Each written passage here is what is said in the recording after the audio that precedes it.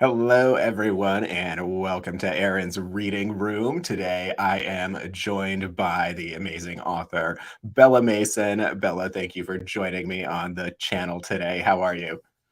I'm all good. Thanks for having me. Yeah, of course, of course. Well, I always like to start my interviews by having my guests show off some book covers that they're in love with. Did you bring any for us today? I do. I have a few. So I'm really heavy into romance and fantasy.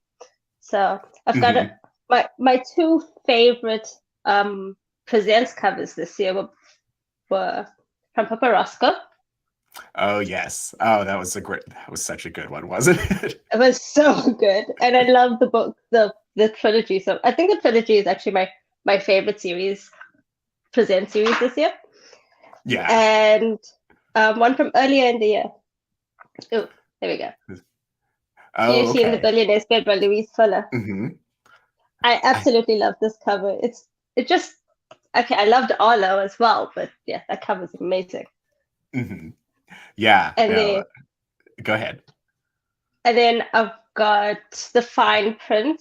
There's just something about this cover. Oh, yeah, that's very Yeah. gothic. Like the more you look at it, the more you see. It's actually meant to be blueprints, and then you have the castle. Okay. Oh, okay. Yeah, I see Yeah, it now. it was It's a fun read too. Very spicy. oh, Yes, excellent, excellent. My friend and Alicia's here to say hi. Hi, Alicia, and hi hello to Alicia, how Reading you doing? Room. Um, And then we have one of my favorite books of all time, The Darker Shade of Magic. Oh, okay. Yes, I haven't read that one, but I've heard lots about it through BookTube and all of that. It is so good. Um, she's one of my favorite authors. I absolutely love her books, and that one is just at the top of my list. Now, is that a YA novel or No, it's would you call it adult. more? It's adult It's adult. Okay. fantasy. Yeah. Okay. So I have to. Um, and the characters are so compelling. Kel from that book is one of my all-time favorite fictional characters ever. So really good book. And then one from an Australian author Hmm. is Empire of the Oh, Vampire, oh, oh, by Jay Krista. Okay. Jay Yeah, Crystal. that's a That great is such a cover. cool cover. It is an Yeah. amazing cover and a really amazing book as well. I mean, he rips your heart to shreds, but it's so good. And I'm probably going to read it again. As you should, all great books. Yeah, we'll hurt ourselves a second time. It's all good. Yes, yeah. Well, speaking of rereads, for the sake of this interview, I reread your debut Presents novel. So, Oh, thank you. congratulations on the release of your Harlequin debut, Awakened by the Wild Billionaire. So, you told me on the Categorically Romance podcast that you wrote the initial manuscript for this in 1 month. I How did. how did you do that, and what was that experience like? Um, so it wasn't that much like I used to write as a hobby, and writing it wasn't that much different from what I used to do as a hobby. The only difference Mhm. I think was I'd set word targets for the day, and I absolutely had to meet those targets. Not because anyone pressured me, but because I'm just that way inclined. um, because I like to make life difficult for myself. Why not? Um, Yeah. you Um, so I managed to write the whole thing from start to finish. I think it took me, in the end, it was like 25 days or so. Hmm. Um, because I mean, sometimes you get in the flow and then you're just able to like, get more words out than you intended. And then other Uh-huh. days it's like trying to wade through treacle. Um, but yeah, so I try to just punch it out as fast as I could. Hmm.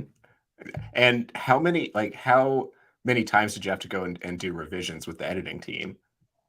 Um, I think it was So my editor and I went through the book, and we actually did a fairly major rewrite on it. Okay. Um, just because the story was good, but we thought we could have more focus on Alex and Emma. Hmm. So I thought, okay, well, I'm just gonna, instead of trying to adjust like scene by scene, I'm just gonna rewrite portions of it so the Okay. focus changes somewhat. Because I thought that would be much easier and less time consuming. Um, Hmm. so that's what we did, and then after that, I think we didn't have revisions, so we just did the rewrite, and that was it. Oh, wow. Wow. Very Yeah, nice. Very nice. Well, it turned out fabulous. Like I said, I thank you. reread it. It was not a chore at all to do that. This it was it was such a good book. Like you did so well on it. Thank you. Vita's here. Hey Vita, good to see you. Hi, Vita. And Alicia will be reading it shortly. You won't be disappointed, Alicia. I guarantee it. I really hope you enjoy it and don't hate me too much for all the pain. Well, speaking of our main characters, Emma and Alex, they are both dealing with feelings of rejection from certain members of their family. How did you come up with this part of their personalities for the conflict? Um, I think with Emma, when she like popped into my head, um, she already had issues with her family that just felt natural for the character. Um, so she just she was fully formed when I thought of her. Mhm. Um, and then with Alex, I wanted this sexy, enigmatic English guy. Um, and then I thought about what I could do with him. And then, sometimes torturing your characters a little bit just makes them more compelling. Mhm. And I thought, well, what would really what would really hurt in that situation? Why would he be so reluctant to be part of the peerage? And that was one of the ideas that came to mind. And the more I thought about it, I was like, I actually really like that because then they have something in common Mhm. without knowing it. So that's kind of how it developed. So it started with Emma. Uh-huh. And then it just bled over into Alex as well. Well, it like I Yeah, said, it worked out really well. I like the glitz and glamour of Presents. That is definitely one of the big selling points. I yeah. love the globe trotting and just the unattainable heights of just high classness, I guess. Yeah, culture and wealth and glamour. Yeah. So our story has some pretty, if you'll allow me to say, awful side characters, especially when it comes to Emma's family. Like you said, torturing your characters, gives them some uh, more of a real feel. But you really like went the extra mile on this one. I feel, I feel like so. Where did you just have it out for Emma that much? No, actually, my friend would just say I'm just very, very mean to my characters.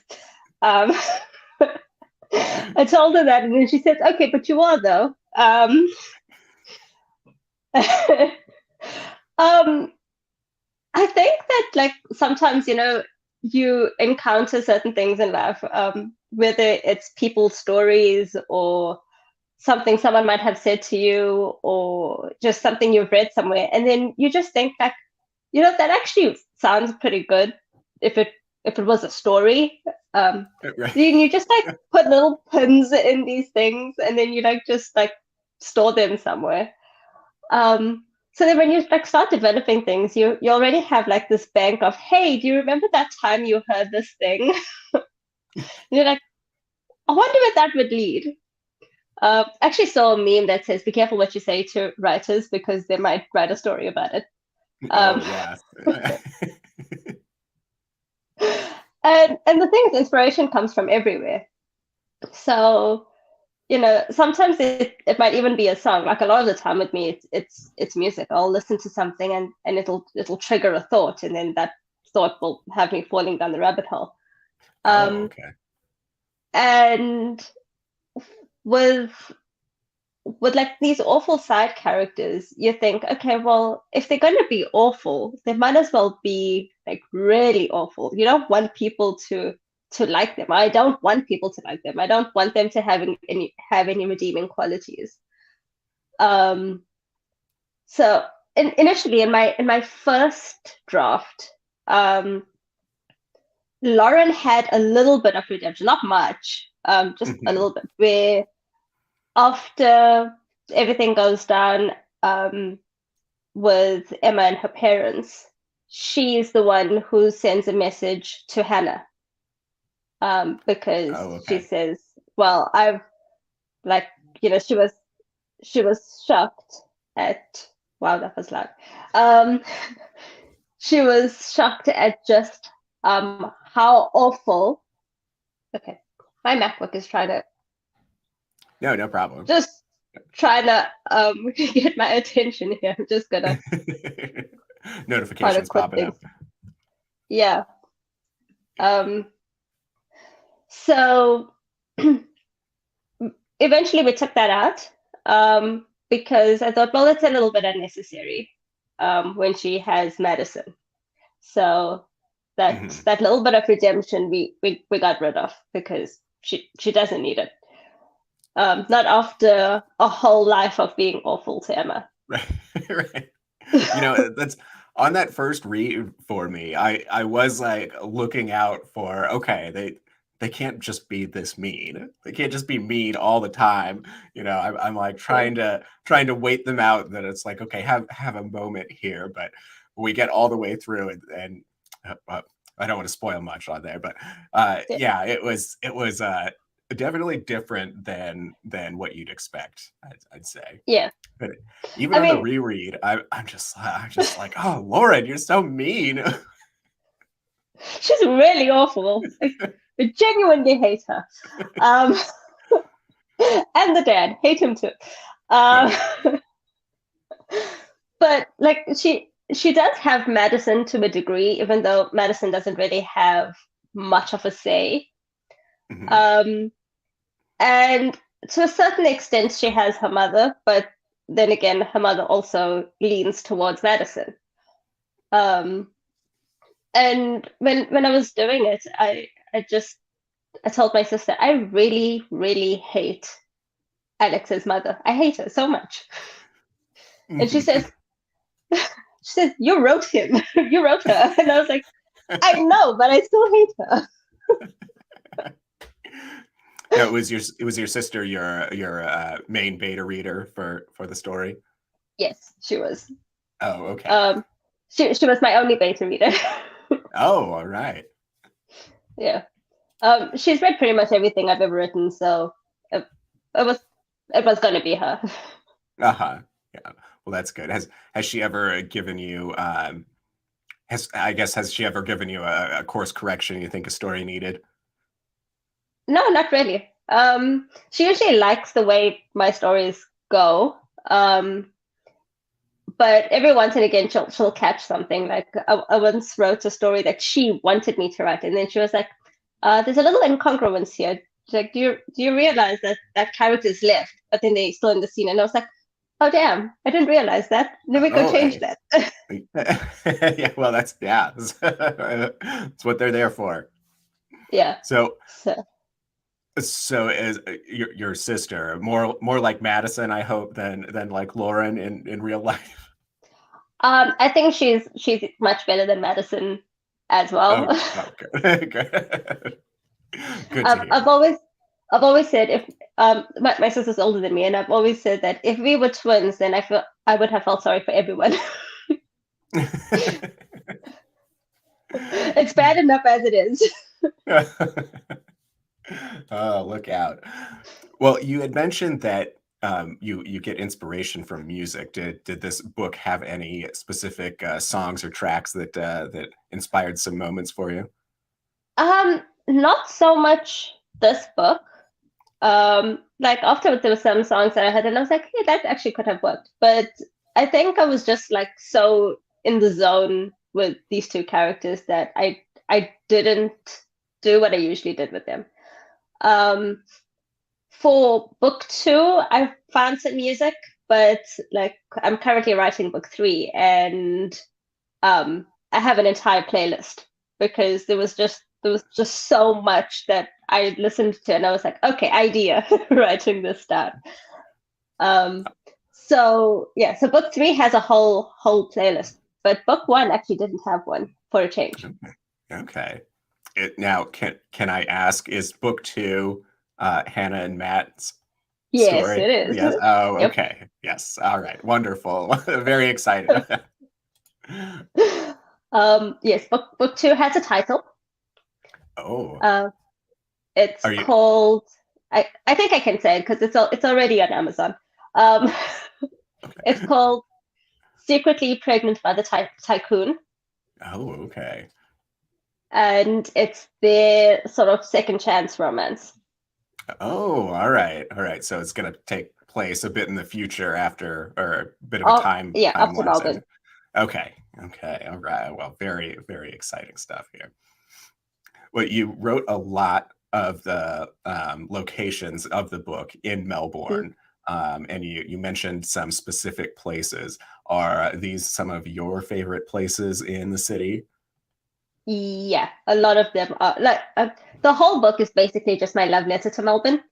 Um, because it's impossible to be here and not just fall in love with the city. And I mean, I love the Sky Deck. I actually went there for my birthday. Oh, And it's just so incredible to be that high up in this glass box that just slides out the top of the skyscraper, and you just like as far as you can see, it's just Melbourne. Um, and it's spectacular. I went at sunset when at golden hour really. oh, So it's like the wow. entire city is just bathed in gold, and it's incredible. So that's definitely one of my favorite places. But my favorite spot in the city is actually um, after Emma gets the contract, she and Alex take a walk, and Mhm. they at this corner of the street. And that's actually based on an actual street corner. Okay. I Um, was wondering. yeah, I went on a night walk with some friends, and they was showing. We were still fairly new to Melbourne at the time, and so they were showing us around. We just got out of first COVID lockdown, so Mhm. we hadn't really had a chance to really explore the city before then. So they're like, well, we're doing a city day, and so we walked through at night, and it was so beautiful. I just stopped, and she does photography, so she completely understands if I just need to just stop and look at something. Um, and I just like looked around, and I like took a couple pictures, but I was like, this place is just so special, this particular spot. Um, and I had to share it somehow, Uh-huh. so it ended up in the book. Oh, good, good. I was wondering because Emma talks about how it's just that favorite spot of hers, and I'm pretty sure this is an actual place somewhere. It is. Yeah. It very much so. Well, this is a debut presents novel, but it reads like it's been written by someone that's been writing presents for decades. So, can you share with us any presents authors that you took inspiration from? Because it's pretty clear you really embodied the spirit of a presents novel. So, I would guess that you've read quite a few of them. So I actually um, really discovered my love of presents. I think it was maybe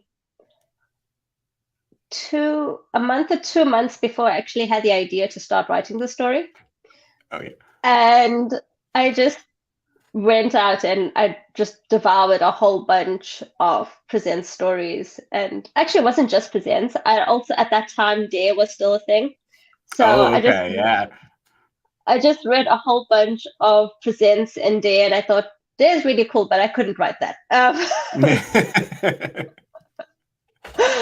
And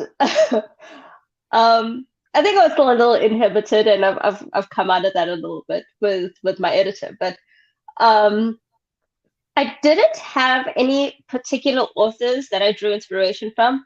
It was more just reading through the line and Mhm. realizing that I liked the way these stories flowed. And then after about a month of reading just presents, I designed the characters of Alex and Emma.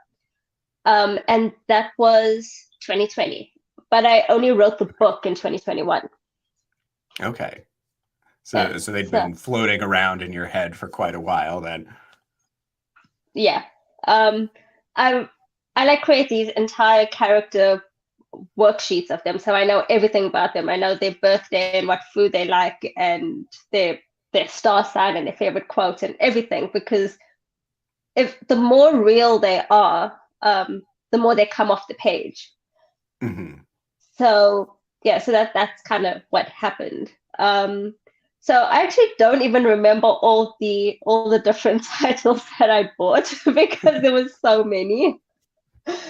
Um, and then after that, it became kind of like a weekly thing. I'd go to Target or Kmart that usually stock them around here and just like see, okay, what's on the shelf, what don't I have?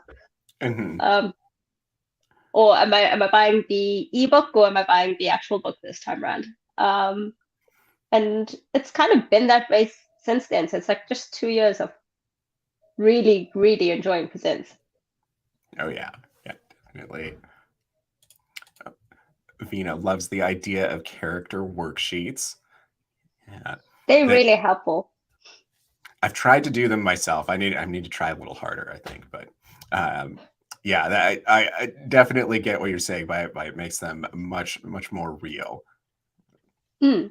Um, like even one of the sections is like physical traits. So I know exactly how tall they are and exactly what they weigh, and so then I know what their bodies look like, and I know the shape of their face. Hmm. If they have tattoos or if they have a piercing or a birthmark or whatever. I know all of those things going in. Uh-huh. Yeah. Right. Driver's license number too. No, Unfortunately, not. no, no, Because okay. I don't know what an English driver's license looks like. Australian one, maybe. Okay. Well, talking about the physical appearance of our characters here, like all presents novels, you got an absolutely stunning cover. I love looking at this book. It's so great. Uh, can you tell us what you put on your art fact sheet to get this cover, and how do you think the art department did when it came to creating your characters and your cover? Um, okay, well, the art department knocked it out the park. I mean, like seriously, it's so good. Um, I I put in three scenes on the art fact sheet. The first was at the masquerade when they dance together. Um, because you have the fairy lights, and basically it's like astronomical twilight outside. So the sky's kind of inky, but you can still see the lights and all of that. Um, that's Oh, very you're true. talking about the yeah, talking about Yeah, the character sheet, yeah. because that has happened. uh, um, the first scene was when they dance at the masquerade, with the masks and all of that. Hmm. The second scene was when they get to the apartment after the masquerade, because it's still really it's high emotion at that point, Hmm. and the chemistry is really really ramped up. Um, and the third scene was after at the charity dinner, when after Alex's father has the heart attack and Emma just walks through the door. Um, Yeah. that was the third scene, because I felt like that's a really sweet scene. Hmm. Um, when Alex realizes just what this could be. And so they went with the scene of them coming home, obviously. And I just sent them like links of the dresses and all sorts of pictures so that they have a reference. But I think I loved the UK cover a little bit more because when I saw that one, I was just like, oh my God, that's Alex and Emma. Immediately, I was just like, that's them. That's just them. On the cover, it felt like just the capturing of that image just embodied the characters so much. I don't think I've seen the UK cover for this one. I think I've only seen the North America one. So was it much? Yeah. It was completely different. So the UK cover is Alex and Emma in bed, with Alex holding Emma.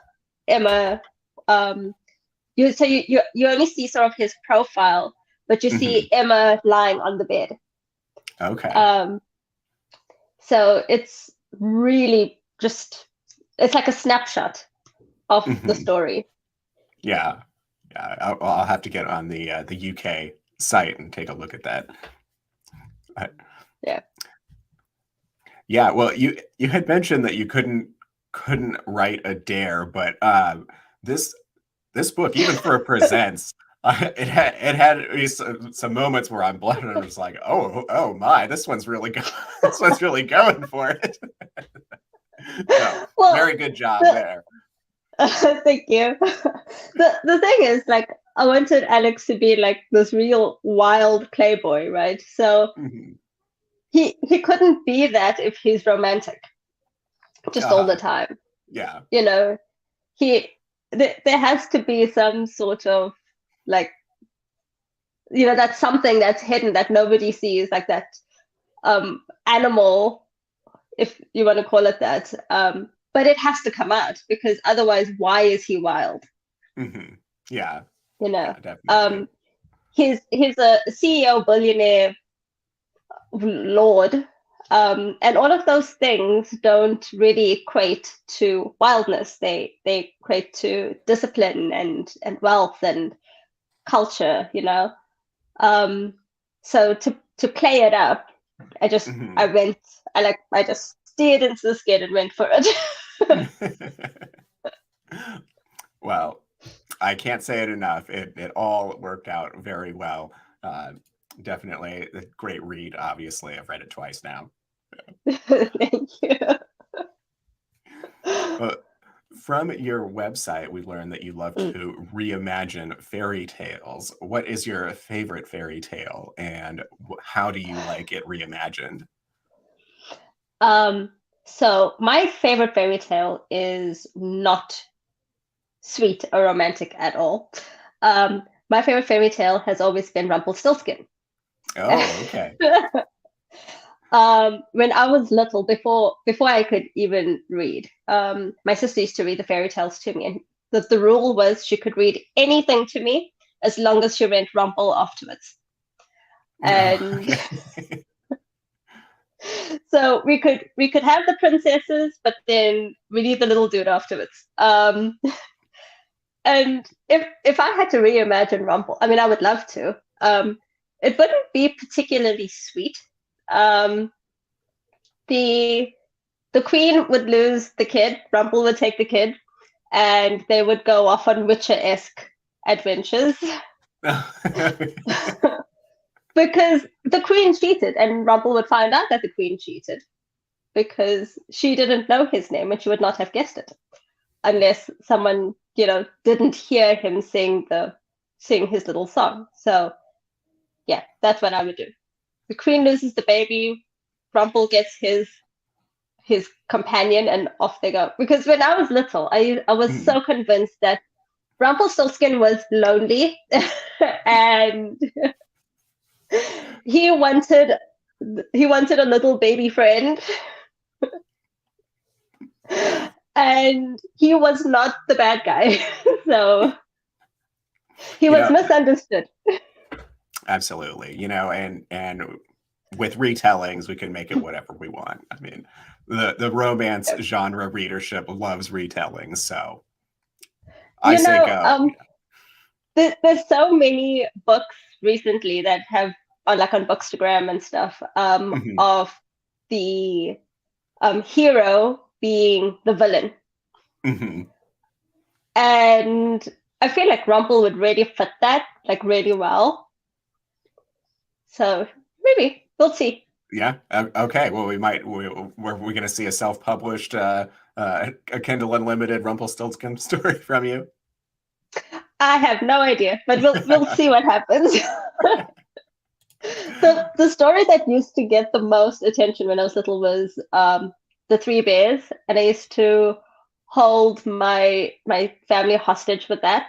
Um, because, because Goldilocks used to go on all sorts of adventures, Mhm. and every day there was a new chapter, and they did something else. And I think about it and cringe a little bit. It's like you have this 4-year-old who's just like got their family at the dinner table, not letting anyone leave because they gotta listen. We've got to hear the new chapter about Goldilocks. Exactly. That's wonderful, actually. Well, Reading Room likes the idea of your Rumpelstiltskin story as well. Yeah, maybe I'll get pressured into writing it. We hope so. No pressure though. Well, you my, also. my husband's already asked me, like, I think must be about like 2 or 3 years ago, and he says, okay, so if you're taking orders from people, I want a zombie book. So, Oh okay, yeah. we'll put that on the list. The list is Uh-huh. growing, but it's on the list. All right. Well, you can throw zombies into anything these days. If you can mix it with Pride and Prejudice, you can mix it with anything. And I've watched that so many times. It's no way. That's him. Oh, is that okay? I wasn't sure at first with the generic number name though, but thank you for joining us. He'll get Well, it eventually. yeah. Well, hopefully you share it with everyone here. Yeah, maybe. I mean, Warm Bodies was a fun book, so we'll see. Oh yeah, that was a good one, definitely. Well, you also mentioned a short story assignment from your school Mm, days that you said set off your love of writing. What did mm. you write that story about? So I don't remember that much about it because um, I I actually completely forgot about the assignment until the day it was due, and I wrote it that day before class. Um, and so I remember that there were three friends. There were two guys and a girl. Um, the girl's name was Layla, and one of the guys was Ralph. And Ralph was sort of the leader of the group, and they went exploring a cave. Um, and I don't remember a whole lot after that. I actually wish that I asked for it back because I could like read it and cringe at like 14-year-old me. But but that's actually what I remember. I actually used to write little snippets of stories and things like ideas that used to pop into my head while studying, and then be like, okay, Mhm. I should be studying. I need to put this away, or Yeah. and I didn't write for a very long time. And then when we moved to Australia, I opened one of the boxes, and in the book was all these pages, and I took it out, and I was like, oh my gosh, I started writing a story while I was at university, and I've completely forgot about it. Mhm. So I filed it away because it looks like it might have something to it, but we'll see. That's awesome. Yeah, just rediscovering the little notes you took in it and everything, and going back and getting back in that headspace. So, but Exactly. But it sounds like you've been a quick writer since the very beginning with writing that story the day of the due date. And I mean, I was never that bad with projects and things like that, but yeah, it just completely slipped my mind until someone went, "Hey, Nose, did you do this?" And I was like, "Oh, no, I didn't." So you're well, you've already explained, much more of a regimented writer than a back against the wall, get it done at the last minute kind of writer. Yeah, So did yeah. you go ahead? Um, I I think it's just because like if I pace myself, I know I have the freedom to explore the ideas. Hmm. Um, Also, like I've always had like workaholic tendencies. So if I start writing something, I will fall down the rabbit hole and I will forget about the world's existence. Um, and having targets every day also Hmm. gives me a stopping point because I'll be like, Okay. okay, well, I've written 2,000 words or I've written 1,500 words, however long I have to do it, um, and then stop because otherwise I'm gonna go on and I'm not gonna do other things. So whether it's Mhm. errands or spending time with the family or just other important things in life might fall away. So yeah, having that routine just keeps Uh-huh. me in line. Yeah. Are there moments where there's like a knock on the office door? It's like, are you done writing for the day? Or and you fall into the All the rabbit time, hole? all the time. But my husband will come and knock and he's like, are we having lunch today? And I'm like, oh, what's the time? And he says, it's 4. And I'm like, oh. A late lunch. It's no big deal. Yeah, pretty much. It happens a lot. Well, also on your website, you mentioned that you went to school for journalism. Do you currently work in the journalism field? I do not. Okay, okay. Uh, Just went right into writing books instead.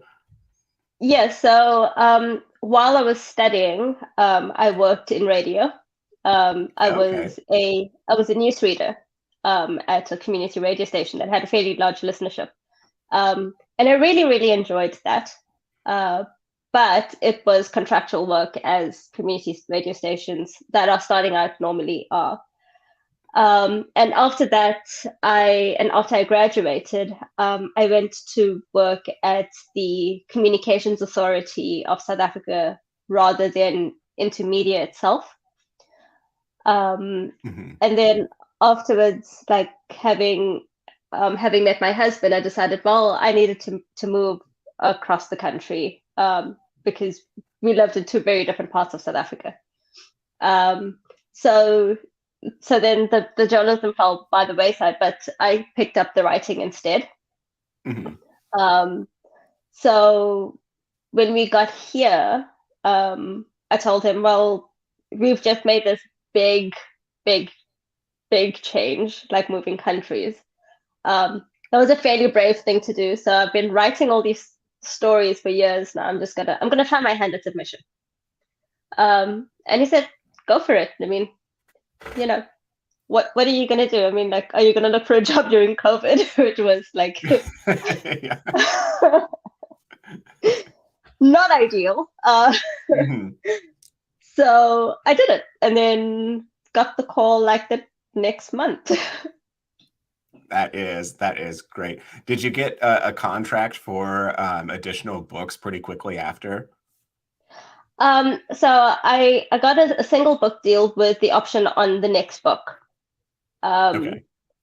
so as soon as we were done with finalizing Awakened by the Wild Billionaire, we kind of took our time with that. They actually gave me a release date in 2023 initially, Uh-huh. but I was done with all the edits. I think it was like three weeks after receiving it, and it was done.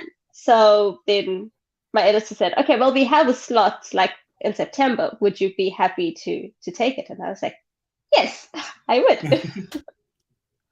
Did, um, and then she messaged me and said like, okay, well, we would like to start work on book 2. Shall we do that? And I was like, yeah, that we did. All right, awesome. Did you do any kind of touring and stuff for the release of this book? Not really. The so it's while the cities and stuff are still waking up and things, I've just been plugging away at more stories. Actually, this morning was the first time I went onto social media in, I think, 2 months. Oh yeah. Because I've just been so in those two worlds that Hmm. I just didn't have the capacity to go onto social media and interact all that much. Yeah. And this morning it felt like I have no idea what's going on. so, so I think like apart from writing, all my downtime has just been reading because that was like my only relaxation. Hmm. But I'm hoping that maybe next year I'll get to just go out and just see more of Australia, go to like maybe one of the conferences and things like that. That would be sort of ideal Yeah. Do you instead of have just instead do, of do just you have writing. a favorite local bookshop that you'd want to do a signing at? I do. I have several favorite local bookshops actually. Oh, good.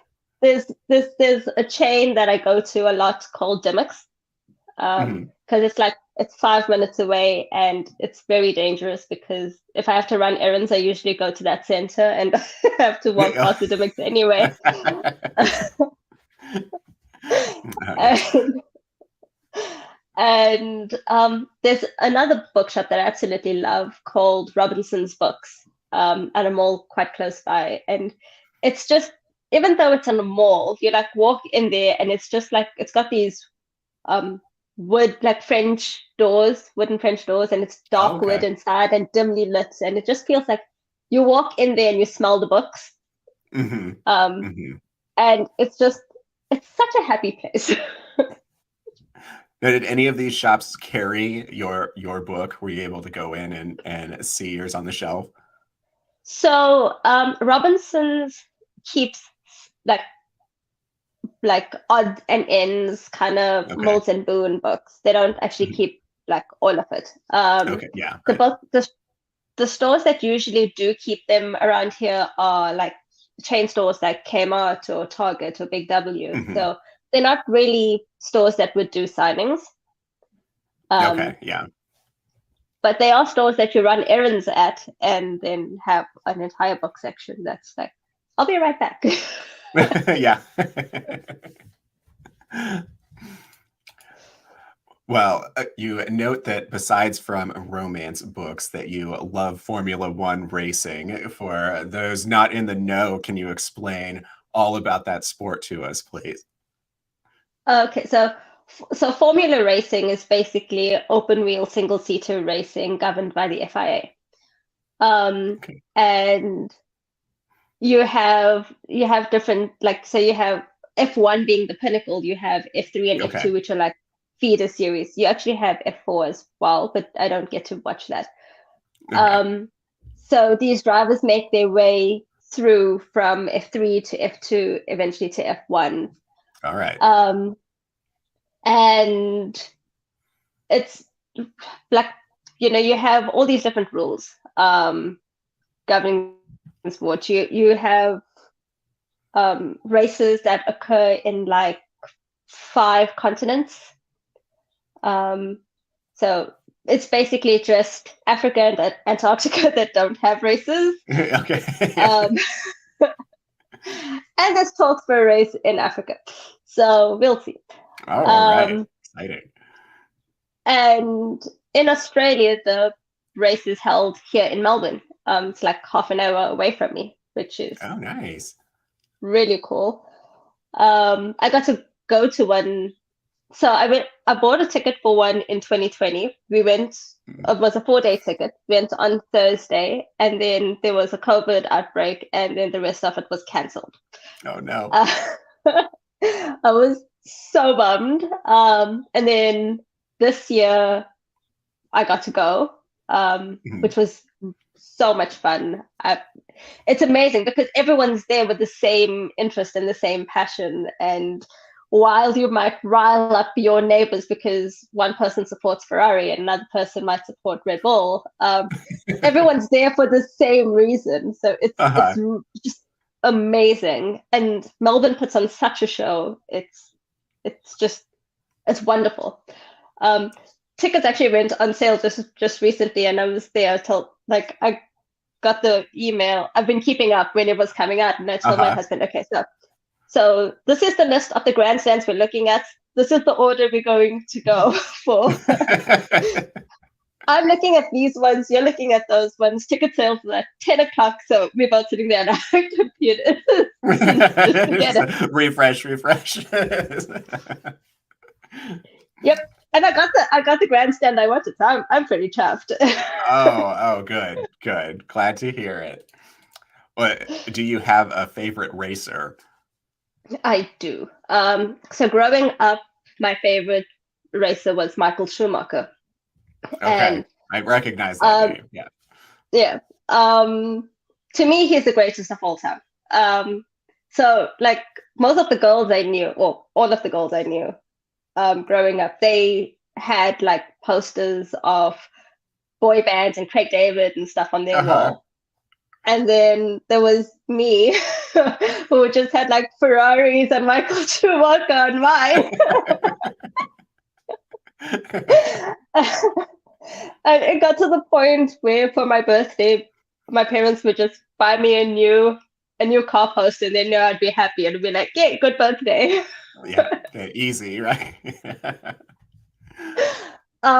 And then he retired in 2006, and then in 2007, Sebastian Vettel had his first race, and so I started supporting him. Mhm. Um, and I'm absolutely devastated because he just retired at the Oh, last really? race this year. Oh, Yes. So I'm super bummed about that. but are you on the hunt for a new favorite driver now? So I I've always supported like I've always had favorite drivers, and I supported them through whichever team they went to. But Okay. since I Yeah. don't have a favorite driver now, I can just support a favorite team, which for me is Red Bull Racing. I Okay. love Red Bull. I don't think you can support Sebastian Vettel and not have a soft spot for Red Bull Racing.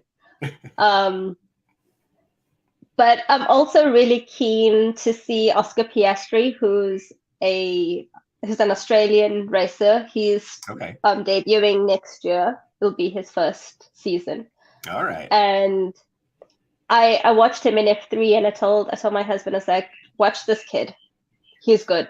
And then he won the championship, and then he went into F2, and then he won the championship there as well. And I was like, called it. So who's the bigger fan? You or your husband? Me, definitely. Oh, okay. In Australia, because the time difference is so great. For me, races can be anywhere from like 10 p.m. to like 6 or 7 a.m. Oh, wow. And I will sit there and watch the hour and a half before and everything until broadcast ends. So for those 5 or 6 hours, I will be glued. No DVRing. You're just watching through the night, huh? No, I was like, you have to watch these things live. It makes a difference. Okay. Well, can you share with us any great books that you've read recently? Oh, there's so many. Okay, so this year I read Jay Kristoff's books. I Mhm. think Empire of the Vampire is my favorite book this year. Um, and then after reading that, I went and read the Nevernight Chronicles, which is also Okay. really Uh-huh. amazing. I told my husband, if we get black cats, if it's a male cat, I'm naming him Mr. Kindly, and if it's female, I'm naming her Eclipse.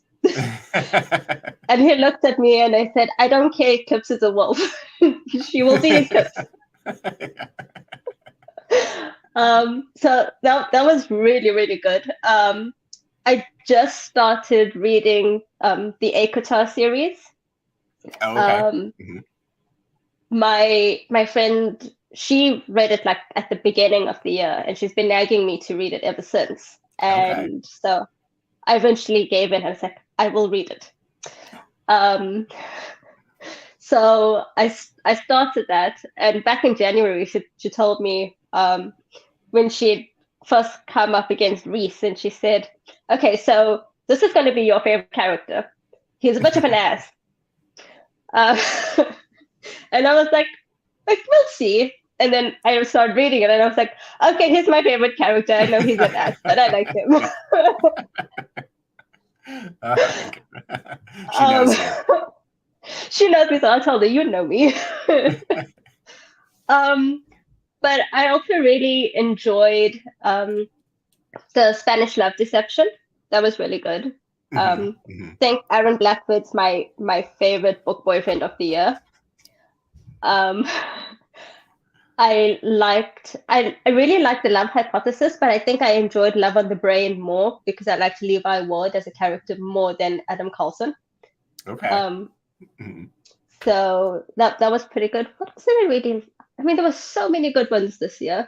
Let me see. Oh, Red, White, and Royal Blue. That was a good one. Yeah. It was so sweet. I loved that. Then there was the Paparosco's Royals of Savadia, which I'm going to reread because it was so good. It was so good. So good, definitely. Yeah. And who's your favorite couple? I don't know. I think Kel is still my number one, so I might have to go with Kel and Freya. But Lycos comes in very close. It's very difficult to choose between the three males, though, the male leads, because they're all so great in their own way.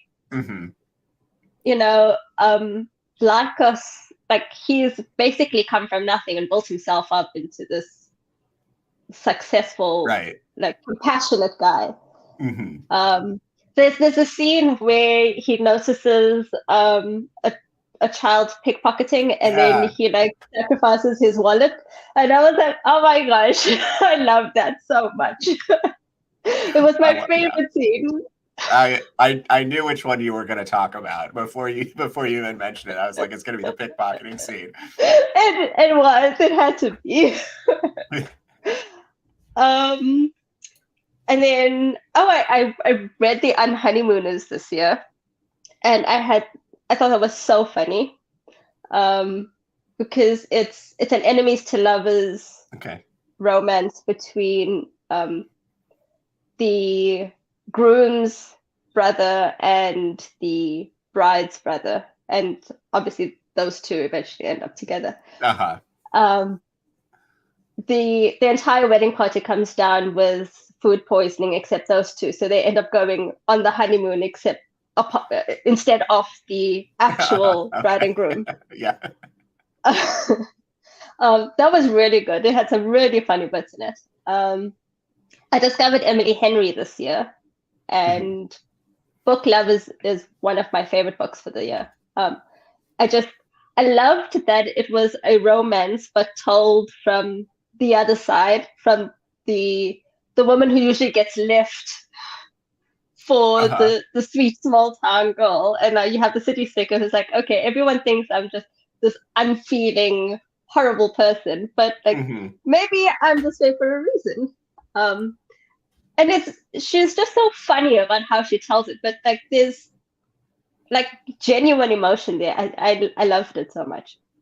That was one of my favorites. But there's a lot. I went through a lot of books this year. Oh yeah. Well, it sounds like you had a lot of good ones in there. Oh, there's been so many. So many. I think I only had one DNF this year.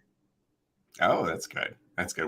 We don't need to talk about that because we don't, we don't need to put any authors down. No. It was actually, I think it's a good story, but it's not a story that appeals to me. Right. Yeah. Yeah. Many trips to Dimmicks, yes. I actually got my gold level this year because I'd been there so much. Oh, like a frequent shopper, like Yeah, reward system. Oh, okay, awesome. yeah. It got to the point where the lady who works there said, "Didn't you come here to buy like X book the other day?" And I was like, yeah. They know you. Yeah, Well, is I can't really say anything. well, is there anything you're working on or that you've got coming up? We already talked about book 2 a little bit that you can tell us Yeah. about. So book 2 is coming out maybe in I think May or June next year. Okay. So I just had my AAs on that, just read through that. So that's gone off. Okay. So yeah, quite looking forward to how people receive that one. Especially because, I think it's as spicy as the first one. Okay. Um, and then I'm currently working on book 3 at the moment. And if you thought it was mean with the first one, I think it's going to be a little bit worse with this one. Oh. Oh. That's I'm intrigued. Yeah, I think Julian is going to be my most tortured hero for a while. Okay. Okay. So have we met the characters of book 3 in book 1 at all? No, Okay. no. So book 3 is completely different. With book 1, I really just loved Matt and Hannah, and I Mhm. thought that there was something there that I could explore. So I left the thread dangling in that book. Uh-huh. Yeah. Um, so when I started writing book 2, it just felt like their story needed to be told. Hmm. And when the way Matt interacts with Alex in book 1, you know that he has like he's just really warm, and he's just this his kind personality. Hmm. Um, but he has Alex's back. Um, so I was like, what if we show that the other way around as well? Like we get to meet Matt and see Matt, and then see Yeah. how Alex is the friend to Matt. Okay. Yes. Yeah. Yeah. Well, very excited for that one. I'll be keeping an eye out. Uh, yeah, I'm excited for that one too. Actually, I'm wondering how people are going to receive Hannah though. So we'll see. Well, where can everyone follow you online? So on Twitter, Facebook, and Instagram, Bella Mason Books, and my website is bellamasonbooks.com, which I should actually put more stuff on, which I am going to do, but I've just been in a drafting coma for the last little bit. That's all right. But yeah, there will be more stuff on the website soon. Excellent. Excellent. Well, Bella, thank you so much for joining me on the channel today. It's been such a pleasure to talk to you. Yeah, it's been lovely chatting to you. Always fun. Yeah, and we'll have to have you back on the Categorically Romance podcast when the second book comes out. So definitely reach out to us when release time's coming up. I will do so. I can't wait to see the covers of that one. We'll post it up on Twitter and see. Yeah. Oh, yeah. Yeah. I can't wait. Love cover reveals. They're always big.